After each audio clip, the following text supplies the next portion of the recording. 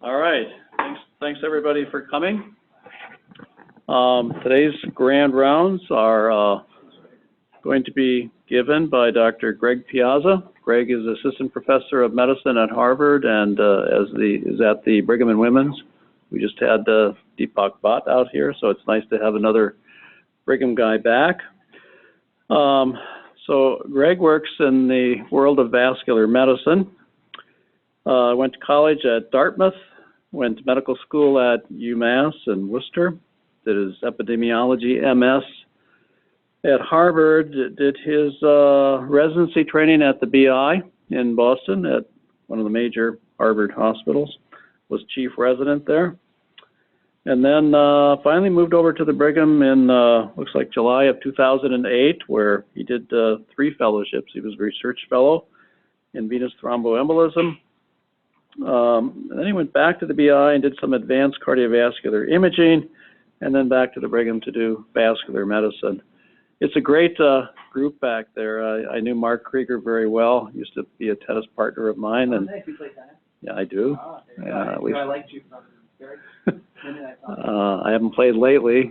We have a great tennis player in our midst here. But I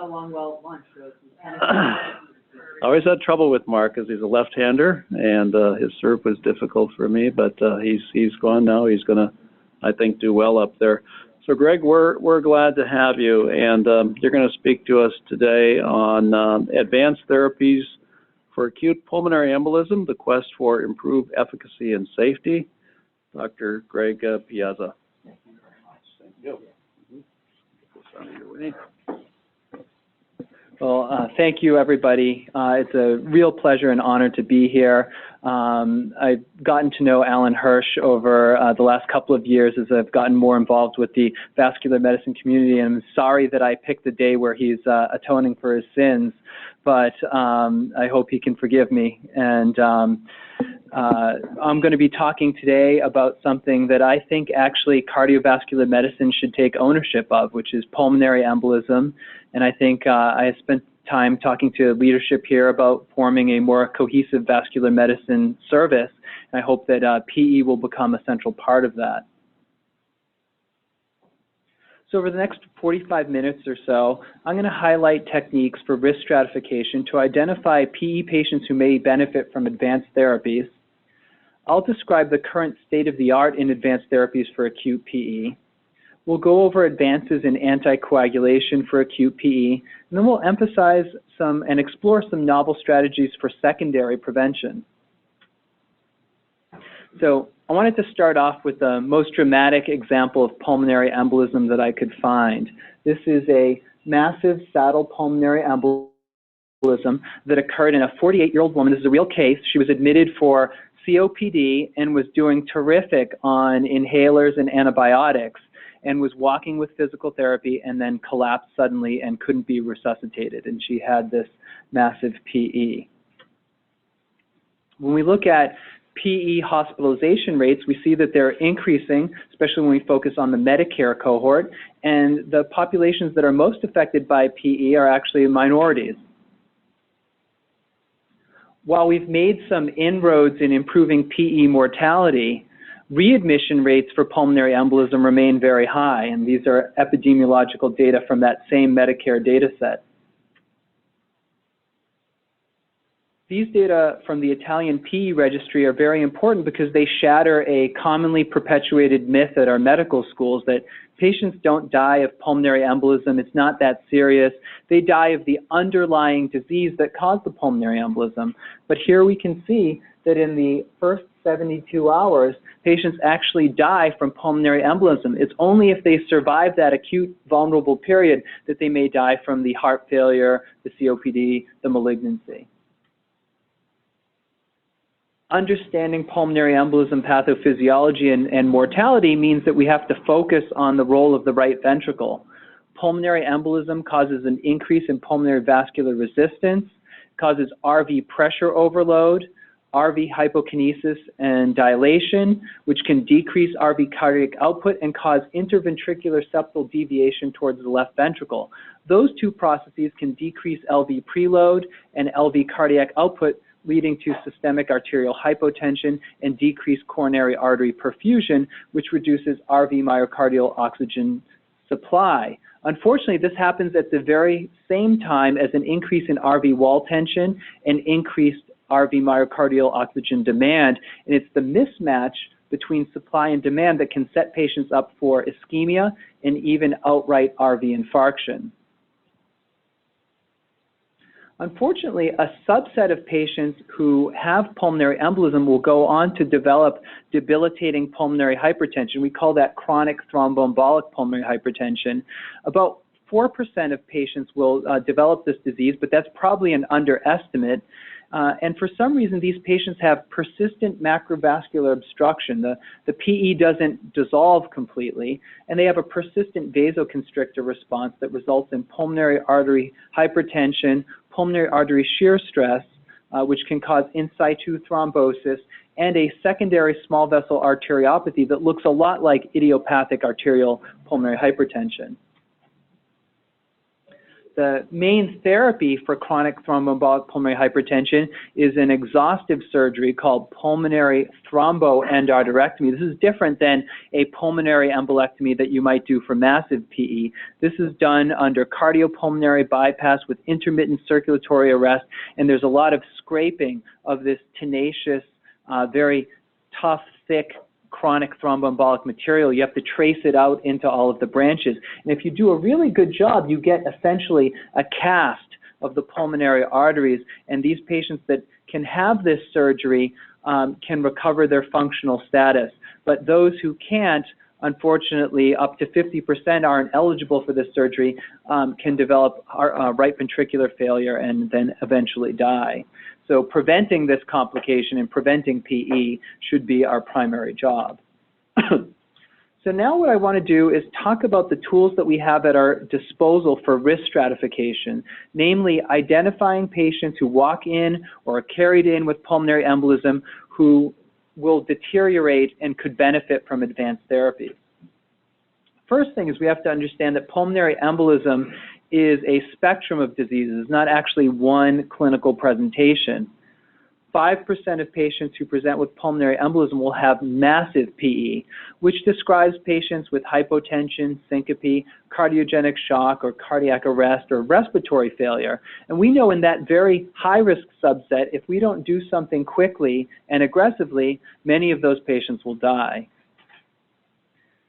The middle group are patients with what we call intermediate risk or submassive PE. This is about 25% of the PE population. This is where most of the controversy in the field is.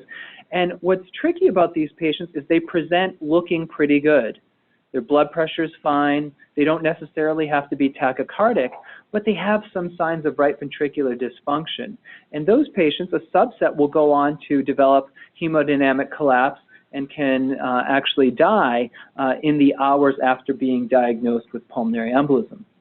Fortunately, 70% of patients present with pulmonary embolism with normal blood pressure and normal RV function, and they do great with anticoagulation alone. There's not much question about those patients. When it comes to risk stratification, one of the best advances that we've had is learning to use the data that we get from the CT scan that we use to diagnose the pulmonary embolism to give us information about the condition of the right ventricle. And we do that by measuring something called the RV to LV diameter ratio. We can do that on the same axial images that we diagnose the PE, and we know that that correlates with an increased risk of 30-day mortality, somewhere from a 4- to 5-fold increased risk. In general, an RV to LV ratio greater than 0.9 is a sign of RV enlargement. And here we have a couple of examples. This is a patient where the RV diameter, I did that before. The RV diameter is about 4.8 centimeters and the LV diameter is about 4.7. That would be kind of mild right ventricular enlargement. But here we have a much more dramatic example where the RV diameter is 5.2 centimeters, LV is 3.2 centimeters. That's severe RV enlargement. Of course, echo is still the gold standard for evaluating the right ventricle in PE. We see here a great example. We're talking about a little bit during the cases about RV pressure overload. Here's a great example of that. You see a very dilated right ventricle, modest left ventricle. we see that that interventricular septum's being pushed towards the LV, and if you tilt your head to the side, you can see the D-shaped left ventricle. Now, I already told you that RV pressure overload can impact LV filling. If we use transmitral Doppler, we see normally that passive filling, or the E wave, comprises the largest component of LV filling, and patients only get a little bit of filling from atrial kick, which is the A wave. And so the E wave's dominant normally, and the A wave or atrial kick is just a small component of filling. But in RV pressure overload, passive filling's impaired, and so the E wave's actually smaller, and patients are more dependent on the tall A wave for LV filling. Diagnosing RV dysfunction on echo is important because it has implications for 90-day PE mortality. RV hypokinesis on echo in a patient with PE is associated with a 21% risk of mortality at 90 days. But if you look at even patients with PE and normal RV function have a risk of 90-day mortality of 15%. Now, what do you think ST elevation myocardial infarction with today's standard of care, what do you think the 90-day mortality is? It's about 7 to 9%. And we have absolutely no problem whisking those patients as fast as we can to the cath lab for reperfusion. But PE, with a higher mortality, we hem and haw about whether we're going to do anything aggressive. Something to think about. Now, biomarkers provide incremental information over what the echo can give us. Whether you have RV enlargement or not, increasing levels of troponin correlate with a higher risk of PE death and even all-cause mortality. The 2014 ESC guidelines are very important because they ask us to synthesize patients' clinical presentation, the biomarkers, and imaging to categorize patients into different risk categories. Low-risk patients have low PESI score, which is called a Pulmonary Embolism Severity Index. It's a bedside score that you can do. They have normal hemodynamics, and if you looked, they had no elevation in their biomarkers and no signs of RV dysfunction. High-risk patients are easy. They come in with shock or hypotension.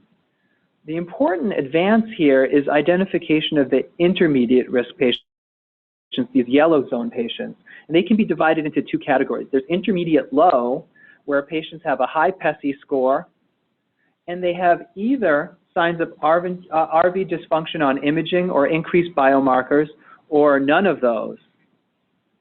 And then there's intermediate high-risk patients. These intermediate high-risk patients have a high PESI score, and they have both RV dysfunction and positive biomarkers. And that's important because in the 2014 ESC guidelines, this is the first time where a guideline recommended that intermediate high-risk patients should be considered for reperfusion therapy. So advanced therapy for patients that have both biomarker elevation and RV dysfunction.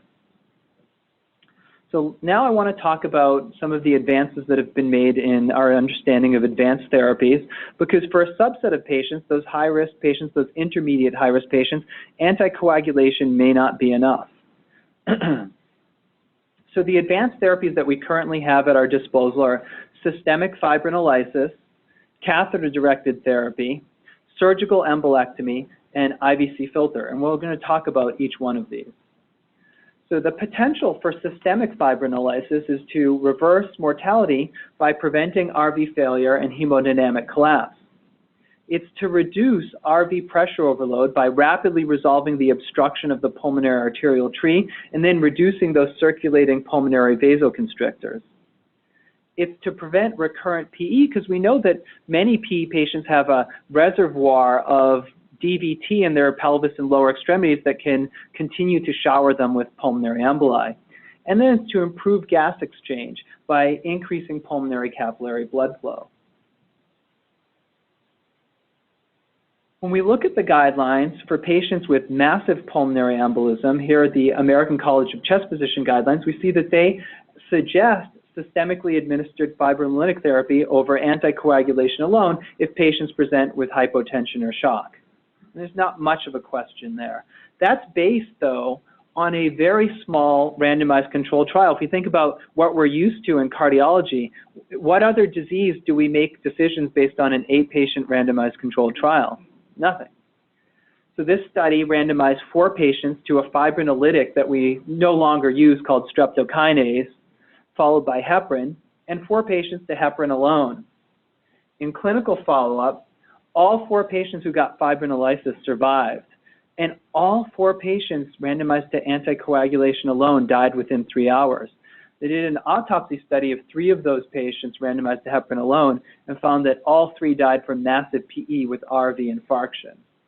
So it's based on this small study that most experts feel that for massive PE, fibrinolysis is life-saving. For submassive PE, this is more controversial. We look at the American College of Chest Physician guidelines, we see that in selected patients with acute PE associated with hypotension, not associated with hypotension, and a low risk of bleeding, whose initial clinical presentation or clinical course after starting anticoagulant therapy suggests a high risk of developing hypotension, then we suggest administration of thrombolytic therapy. What does that mean?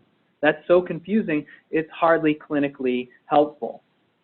If we look at the AHA scientific statement, we get a little bit more guidance.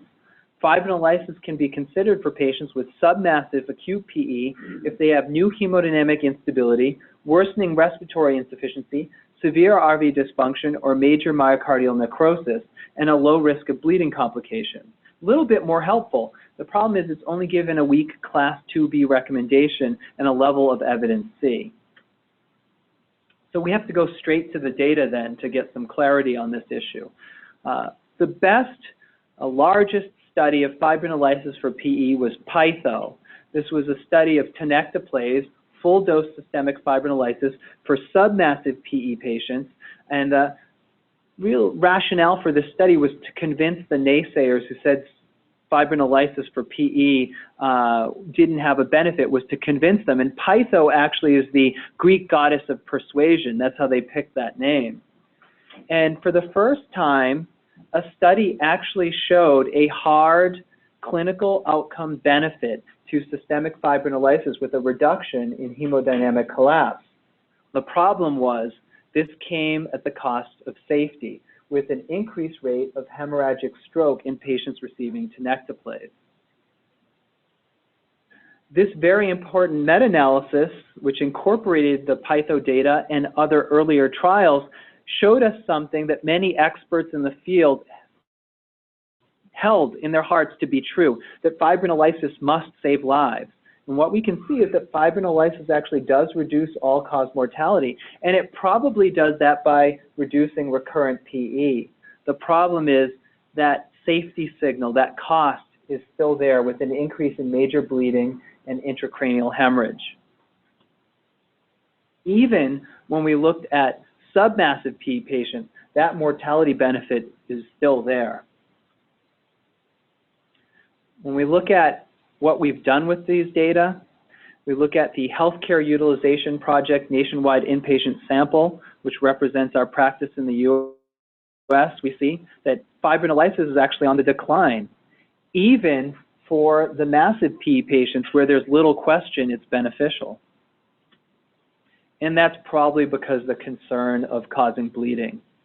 We looked at our own group of patients that we treated with fibrinolysis for acute PE, and were surprised to find that 20 of those patients had major bleeding.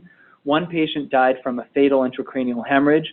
1 patient required surgery to stop the bleeding, and 7 patients had bleeding in excess of 3 units. The problem with this is we can't even localize the site of bleeding almost half of the time. 30% of the time it's GI and hard to stop. 15% of the time it's retroperitoneal, and we observed in our real practice a 5% rate of intracranial hemorrhage. And this is my own personal example of what can happen when you think you're giving fibrinolysis to the right patient and she ends up being the wrong patient. This was an elderly woman with submassive pulmonary embolism that about 1 hour into the 2-hour TPA infusion got a quote-unquote wicked headache, because she was from Boston, and they say wicked a lot. And I stopped the TPA right away and sent her for a CAT scan, and I was hitting refresh on the CAT scan. When it finally came up, I knew that I had caused this left cerebellar hemorrhage. And she ended up doing fine, but this is a constant reminder of that cost of efficacy. So because of this fear of causing bleeding, in particular intracranial hemorrhage, investigators have looked at alternative regimens for fibrinolysis, such as half-dose systemic fibrinolysis. And these data come from MOPPET, which was a small study of half-dose TPA versus anticoagulation alone for anatomically large PE, which included some submassive PE patients. You can see a nice reduction in pulmonary hypertension at 28 months, a reduction in mean length of stay, and no real increase in in-hospital bleeding. Unfortunately, half-dose fibrinolysis hasn't really caught on, and it's not FDA approved. Another alternative is to direct fibrinolytic drugs right at the point of pulmonary embolism at the highest thrombotic burden and at a lower dose to see if you can achieve efficacy with better safety. And that's really driven much of the research into ultrasound-facilitated catheter-directed low-dose fibrinolysis, or using the ECHOS catheter. And this has several potential advantages. It might avoid the high risk of major bleeding associated with systemic fibrinolysis, including intracranial hemorrhage, because you use a quarter of the usual systemic dose. It may achieve more complete thrombus resolution because you're directing the fibrinolytic agent right at the area of highest thrombotic burden, and it may be more effective for subacute thrombus because you're not just giving local fibrinolysis, you're using mechanical forces to change or condition the thrombus. So this is an example of, or a mock-up of the catheter system used to do ultrasound-facilitated catheter-based fibrinolysis. There's an outer infusion catheter that has microscopic side holes that elute the TPA or the fibrinolytic drug.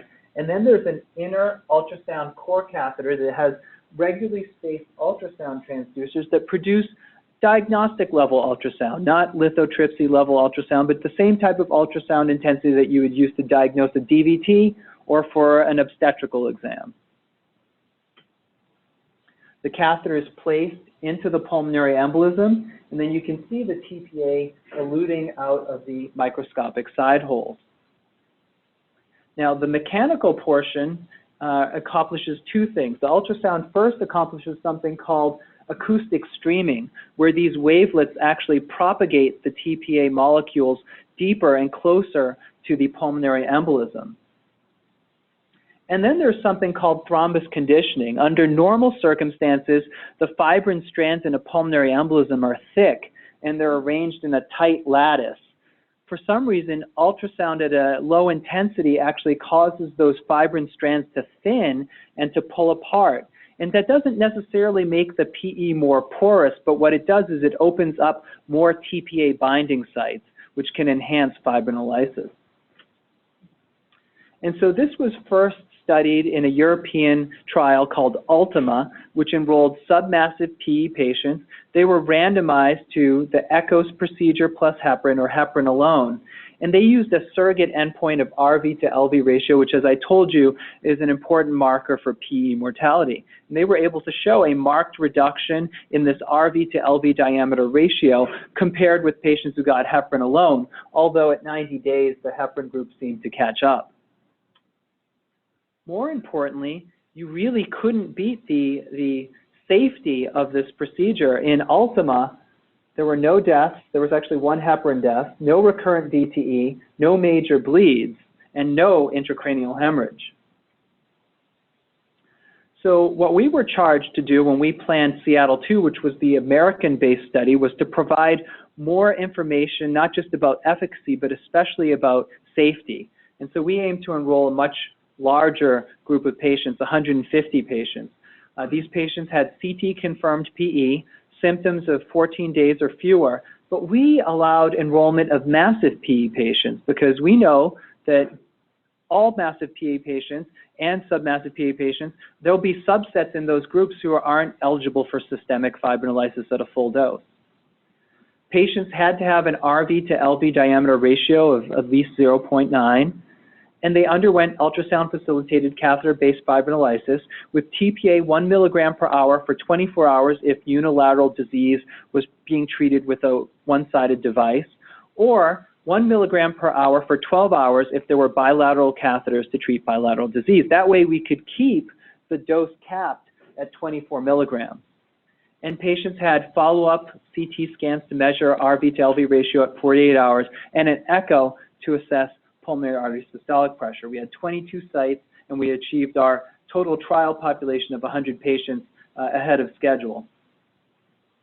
And so when we look at our primary efficacy outcome, which was this RV to LV diameter ratio, we observed a very quick 25% reduction in the RV to LV ratio after ultrasound-facilitated catheter-based fibrinolysis. And here's an example of one of the cases. So here we have a markedly dilated right ventricle, very modest sort of underfilled left ventricle, RV to LV ratio, one of the worst I've seen, 2.5. And following the procedure, we see that the right ventricle is decompressed, the left ventricle has expanded, and now we have a normal RV to LV diameter ratio. We looked at another outcome of efficacy, the modified Miller index, which is a CT pulmonary angiographic obstruction score.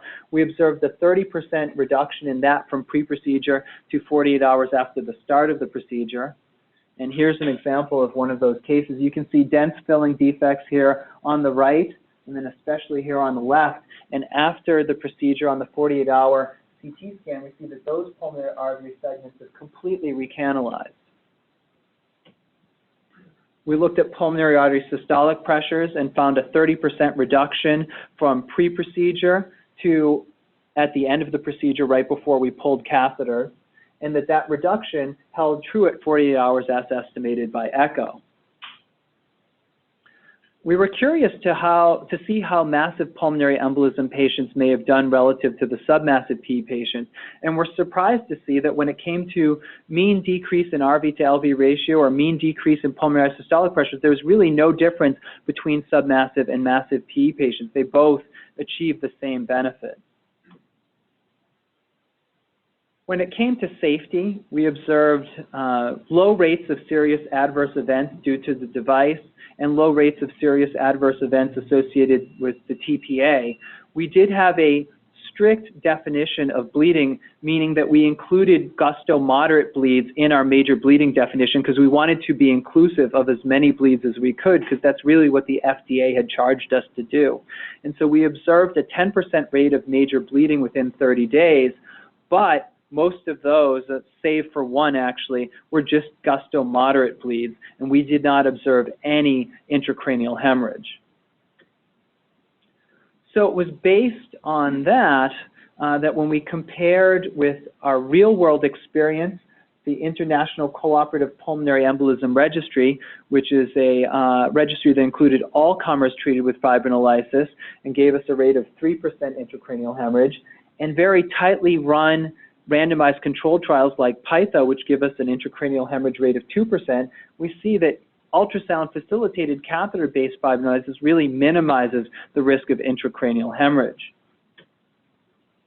Based on the ULTIMA data and then what we provided the FDA with from Seattle 2, the FDA cleared the echosonic endovascular system for ultrasound-facilitated catheter-based fibrinolysis in May of 2014, marking for the first time in 2 decades that anything new was FDA approved for treatment, advanced therapy of pulmonary embolism. And this is the first device that's FDA approved for treatment of PE.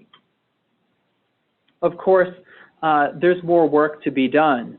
The way that ECOS is currently given to patients, it requires a 12 to 24-hour stay in either the CCU or a step-down unit or a medical ICU, and that takes up a lot of resources. So we have now launched OPTALYSE PE, and we've enrolled 7 patients into this study, looking to optimize the ultrasound-facilitated catheter-based fibrinolytic procedure by lowering the fibrinolytic dose and by seeing if we can reduce the infusion time.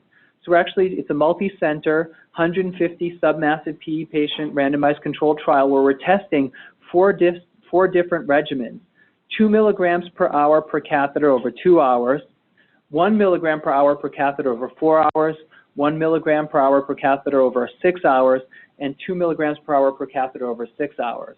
We're going to be looking at study endpoints of the RV to LV diameter ratio, the Miller index. we'll look at a composite endpoint of treatment success and then major bleeding at 72 hours. We'll use those data to conduct and to design a definitive randomized controlled trial, which will provide us with hard clinical endpoints. Now, these data were just published and are really fascinating. A meta-analysis comparing catheter versus systemic fibrinolysis, really a large cohort analysis of the nationwide inpatient sample. And what we can see is that catheter-based fibrinolysis seems to reduce in-hospital death relative to systemic fibrinolysis, certainly reduces the risk of intracranial hemorrhage and in-hospital death, and then doesn't seem to increase median length of stay. The problem is it's costly, and until the technology becomes either cheaper or we become more efficient at using this, that may be a limitation for centers to incorporate this technology. Now, there are patients that aren't going to be candidates for systemic fibrinolysis, and they may not be candidates for low-dose catheter-based fibrinolysis. And for those patients, it's important to have pulmonary embolectomy. We recently published the largest series of surgical pulmonary embolectomy patients. And what we found in looking at our performance is the rates of operative mortality have decreased markedly from the last time we looked at the numbers in the 90s. So now we can see that whether patients have stable or unstable pulmonary embolism, operative survival is 90%. Usually, in the old days of surgical pulmonary embolectomy, only the sickest patients were sent for pulmonary embolectomy, patients who had coded or failed fibrinolysis, and most of those patients died, so it was thought that embolectomy had a really high mortality and nobody wanted to do it. But we see now with current techniques for bypass and current operative techniques, mortality has actually improved quite a bit. And this is a great example. This is a patient I consulted on last winter. It's a gentleman who had been admitted about a little less than a month before this admission for removal of some infected hardware, and he'd come back to the hospital with infection of the pocket. And he'd been doing well, getting antibiotics, was actually signing his discharge paperwork when he got suddenly short of breath, hypoxemic, very tachycardic, and they sent him for a CT, and he had this huge, beautiful example of the saddle PE, where you can see it going across the bifurcation of the pulmonary arteries, but also breaking off into the branches. And we felt he was too close to his previous surgery to be eligible for any fibrinolytic technique. We sent him for embolectomy, and they pulled out essentially an intact DVT that had broken free while he was signing his discharge paperwork. Let's talk a little bit about IVC filters. There are some clear-cut indications for when you should use an IVC filter. If a patient has contraindications to anticoagulation or active bleeding, class 1 indication. If the patient has a recurrent PE despite therapeutic anticoagulation, it's a very reasonable time to place an IVC filter. Where a lot of filters are being placed is for this third indication. You have a patient with acute pulmonary embolism, they're anticoagulated, but for some reason you're worried that if they have another one, they may not survive. So you put one in just in case. If we look at utilization of IVC filters in the U.S., this is again from the Healthcare Utilization Project nationwide inpatient sample, we see that right around the time that we got retrievable IVC filters, rates started to skyrocket. Increasing numbers are being placed every year. So you'd think that with more use of IVC filters, we'd be saving lives, right? Well, if we look at patients who've had a massive pulmonary embolism, they're hemodynamically unstable, even if they're too sick to get lytic, but they get an IVC filter, there's a reduction in PE case fatality. Even in patients who have massive PE but can get fibrinolytic therapy, if you put in a filter, for kind of a second layer of protection, they seem to have a reduction in PE mortality. Even in patients who are hemodynamically stable, but maybe they're submassive and they're sick enough to get a lytic, if you put in a filter, they seem to get a reduction in PE mortality. But in patients who are hemodynamically stable, who don't need lytic, who are on anticoagulation, a filter doesn't really help. and that's where we're putting in all of our filters. And PREPIC 2, which was recently published, really helped us to understand that that's probably not the practice that we should be pushing. What they did was they enrolled high-risk PE patients. They had to have some marker of increased risk, and they randomized them to anticoagulation with or without an adjunctive IVC filter. And we can see at 3 months and 6 months, no difference in recurrent PE, no difference in death. We shouldn't be putting in filters for that indication. So what we have is a lot of options for advanced therapies and 3 sets of guidelines, each with different sets of recommendations. So how do we put that all together? Well, for massive pulmonary embolism, it's not too bad. For the HA, it's reasonable to pursue advanced therapies, depending on the patient, systemic fibrinolysis or catheter fibrinolysis or embolectomy. For ACCP, it's suggested, and for ESC, it's recommended. So that's not too bad. But for submassive PE, it's a little more confusing. The AHA says the patient should have severe RV dysfunction and or biomarker elevation, but it can't be a trivial troponin. It has to be something real. The ACCP asks you to use a clinical gestalt, and the ESC probably I find the most helpful. They have RV dysfunction and biomarker elevation. You know they fall into this intermediate high-risk category, and they're at an increased risk of deteriorating. That might be a good place to start thinking about advanced therapies. But for many people, these guidelines are still too conflicting, too hard to interpret. Each one's a couple of hundred pages to read through. So that's where these multidisciplinary PE support teams come in. What they do is they merge the expertise of cardiovascular medicine, pulmonary medicine, imaging, cardiothoracic surgery, and other specialties to help to assess the patient individually and select which ones should get an advanced therapy and which advanced therapy makes the most sense. The way this is kind of operationalized is you could have a patient with a PE either on the inpatient service or in the intensive care unit or in the ED. The team is activated by pager, this PERT team, and an on-call physician evaluates the patient at the bedside, collects all the data, and then there's a web-based video conference where representatives from all of the major stakeholders, all of the expertise is put together. There's a discussion, and then a consensus is presented to the patient, the family, and the care team, and then action is taken. Now, at MGH, they really pioneered this concept, and they published their early experience on 103 confirmed PE patients. They did get quite a bit of consults for the low-risk PE patient category, and you can see most of those patients got anticoagulation alone, and they had excellent survivorship. Understandably, most of their consults were for submassive PE, which is the controversial group of PE patients.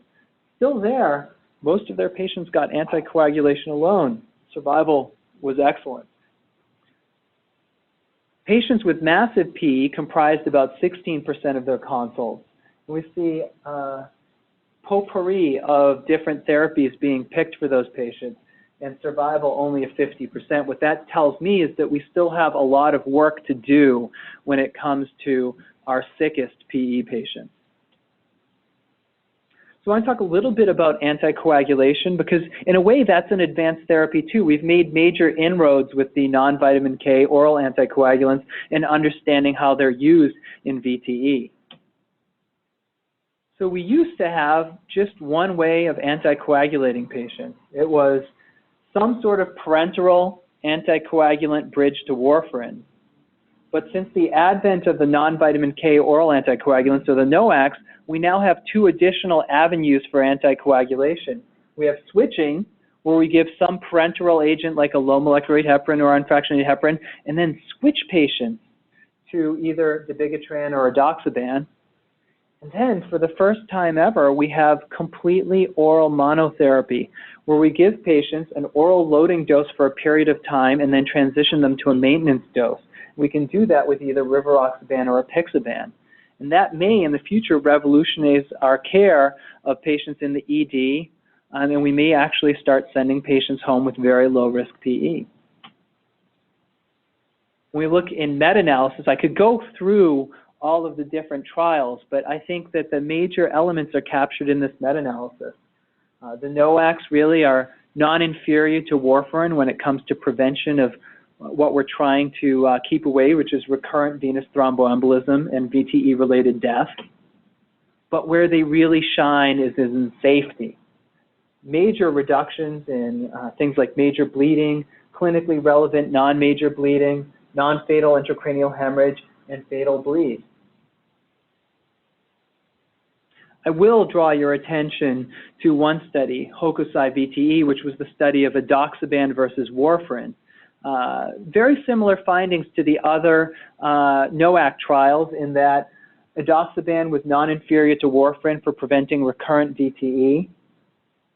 It was superior when it came to major bleeding. But the interesting thing here is in that almost 1,000 submassive PE patients in this mega trial, patients who got edoxaban had half the rate of recurrent VTE as those who got warfarin. So maybe in our submassive PE patients, edoxaban might have special efficacy. So now I want to spend a little bit more time exploring some new avenues for preventing recurrent VTE, because once patients get through the acute insult, we've got to make sure they don't have another PE. And so one of the most common reasons for referral to a cardiovascular specialist, especially a vascular medicine practitioner, is to determine the optimal duration of anticoagulation.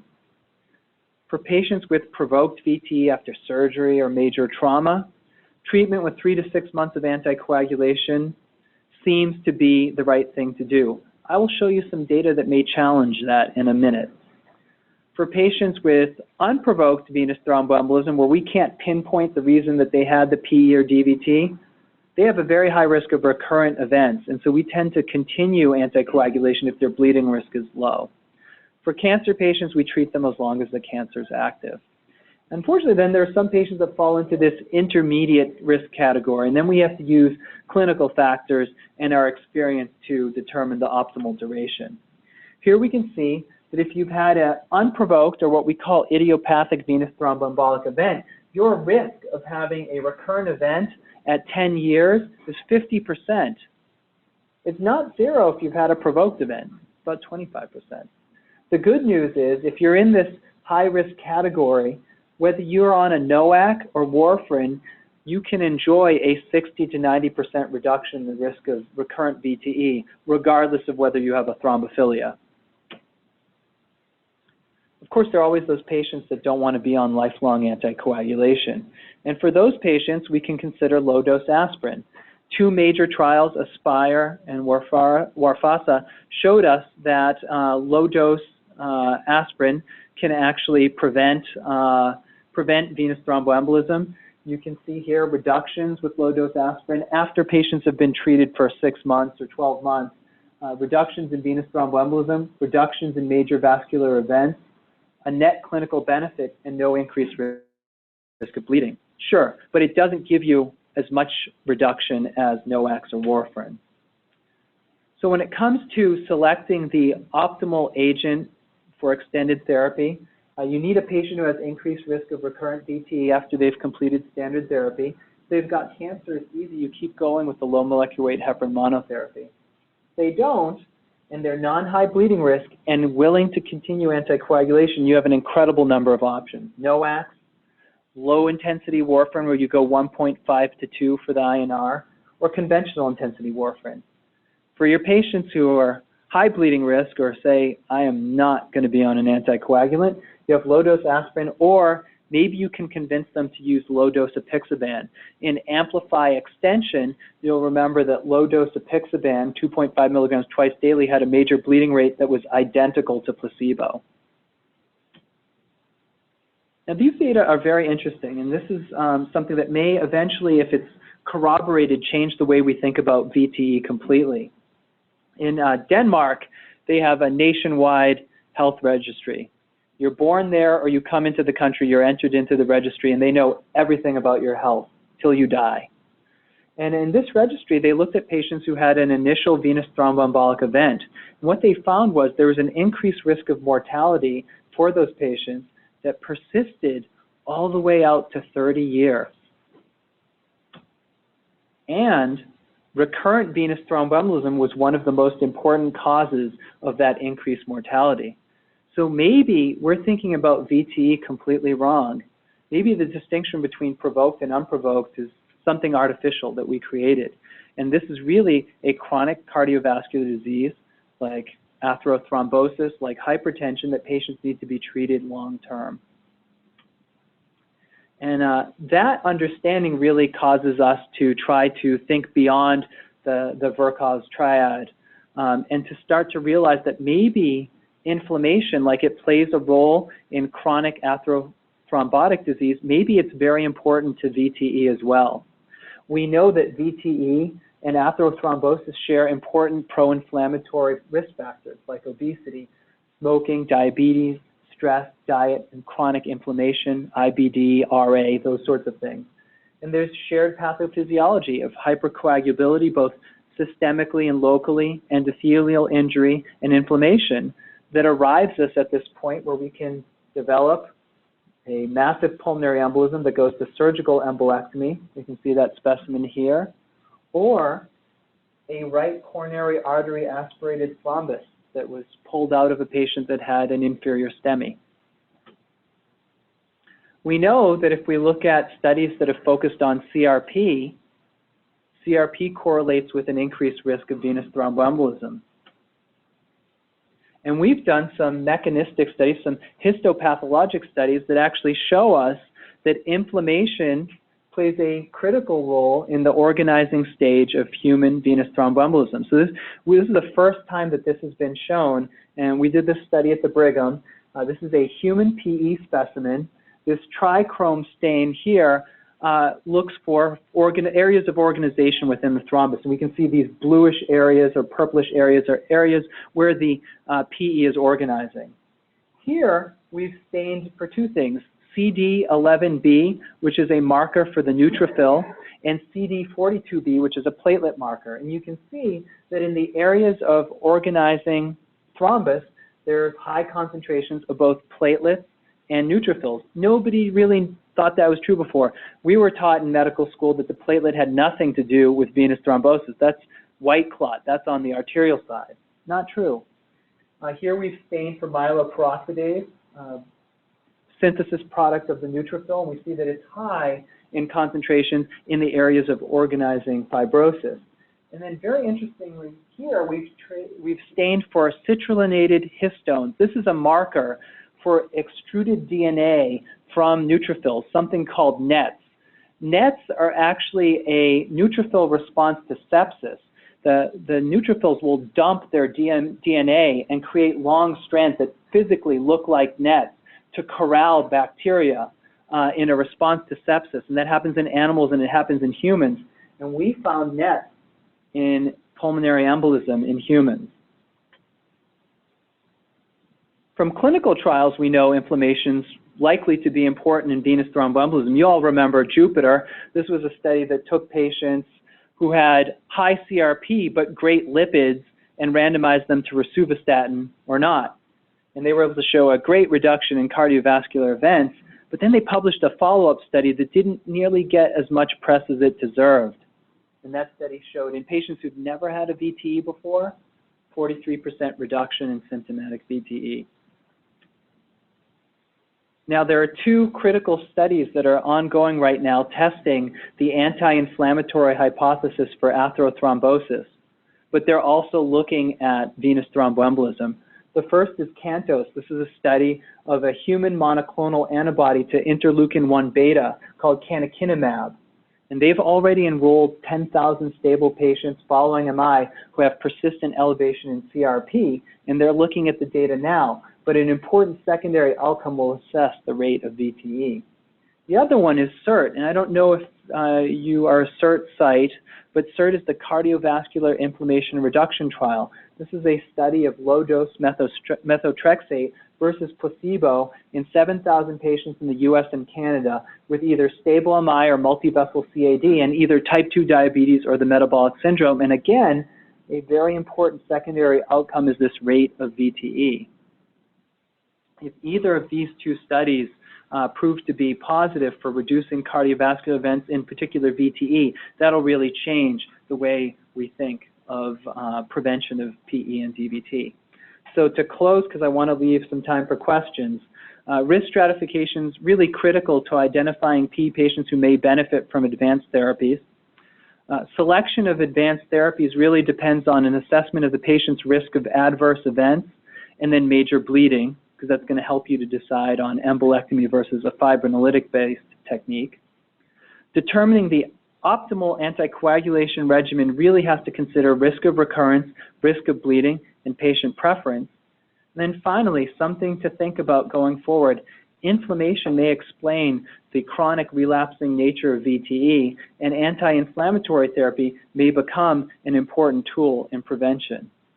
With that, I'll thank you and take questions.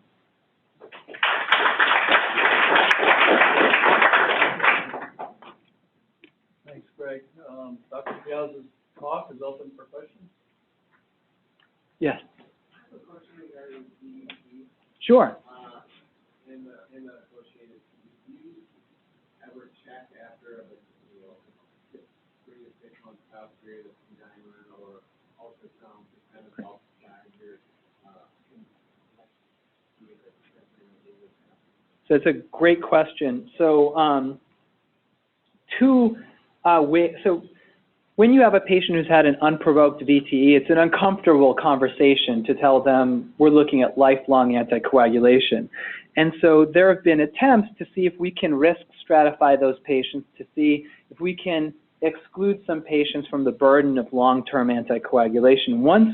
One proposed mechanism was to check D-dimers at the end of anticoagulation once they're off warfarin for at least a month, and that was studied by Palaretti and published in the New England Journal some years ago, and it showed that in patients who had a low D-dimer after completing therapy, the risk of VT, although not zero, was maybe low enough that we would be able to stop anticoagulation.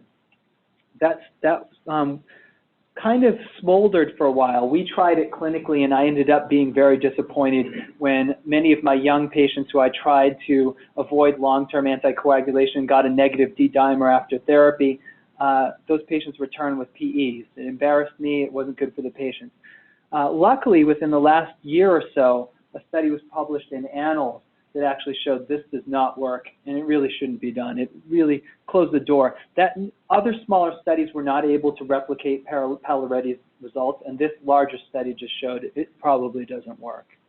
Other people use ultrasound at the end of therapy. If the DVT is gone, then they feel comfortable about stopping anticoagulation. The problem with that is 50% of patients with DVT, whether they're on anticoagulation and it's been good anticoagulation, won't resolve all of the DVT, and their prognosis is great.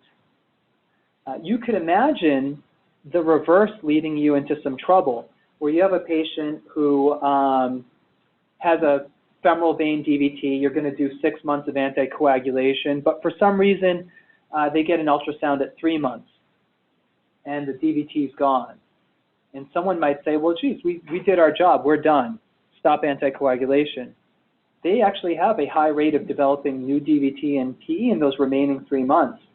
And so you wouldn't want to stop anticoagulation just based on the appearance of the ultrasound. So we use more clinical. Is it provoked or unprovoked? Yes, sir. Congratulations on a great talk. Thank you. A couple of questions about the ESOS catheter. Sure. It's a fascinating device. Yes. So oftentimes the pulmonary embolism is bilateral. Yes. You don't have one clot sitting on the left side. So how do you decide which side to put it in, or do you use 2 catheters? Yep. And does it matter? So in Seattle, too, almost 90% of the procedures were bilateral catheters for bilateral disease. You treat both sides. So our interventional radiologists often use a penumbra device or the angiovac. Sure. Yep. Do you think it has a role? I don't, actually. I don't think it has a role. And the reason I don't think it has a role is the angiovac device is really big, and it's very hard to steer it actually into the pulmonary arteries. It's great for removing right heart thrombus and IVC thrombus, but very hard to actually direct the device into the pulmonary arteries. And what you end up seeing is they'll use angiovac, and MGH uses a lot of angiovac. And what their practice has shown is they do angiovac, they leave an incredible amount of PE in the pulmonary arteries and then have to go in with echo catheters. So I think it has a role, just not in that way. Yes.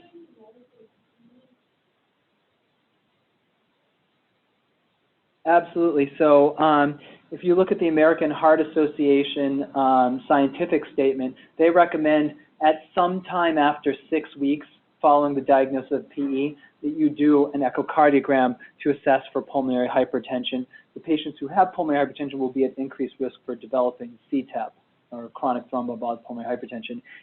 Interestingly, the ESC guidelines recommend against that. But it's my practice to do that when I see them in follow-up. I don't make them come in early at 6 weeks. If I'm going to see them at 3 or 6 months, I do it then. Yes? So similar to a 10-year PhD score, Mm-hmm. there's the prognostic VT score that can help us figure out something that's preemptively. I think that those types of scores are something that could actually be very helpful. I haven't seen any that have been really published that are useful in a clinical sense. They're either too big and require genetic testing, or they're too simplified and almost every patient comes out having an increased risk. But something refined, hopefully, as we collect more data on PE patients, maybe through PERT programs and repositories of PE patients, we can identify risk models that will be more precise. Yes?